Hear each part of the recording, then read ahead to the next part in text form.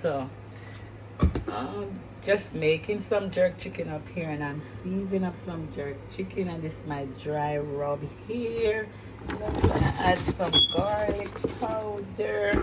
Oh my god, that's a lot. Take back some. That was onion, garlic powder. You know what? Garlic powder already in all of these seasonings. We're just adding extra, right? So I'm gonna add some Walker's Wood in here. I'm making it really mild for right now. Not everybody like a lot of spice.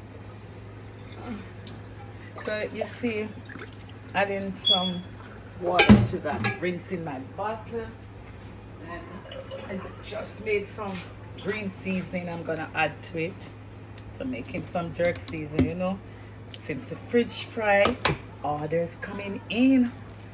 That's green seasoning, and I just add what I add. Onion, garlic,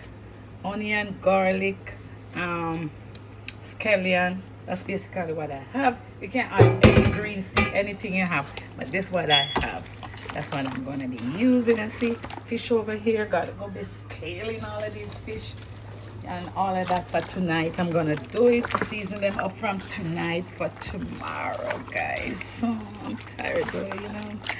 But this girl Joe loves to cook, so this is what's happening here over here. Oh my god, a little bit of that seasoning went in my mouth, and I'm telling you, boy, it's good. It's really good. You see, and I like to make it really moist.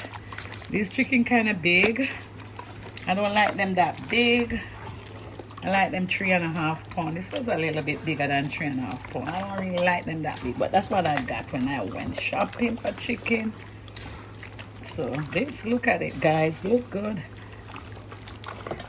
You put them in, and you see have it kind of moist. It's not dry, so leave them for soaking this. So see there, and I'm giving it some love here. You know, I love to give things love, so I'm giving it some romance it. And that's it. I'll show you tomorrow when the chicken comes out.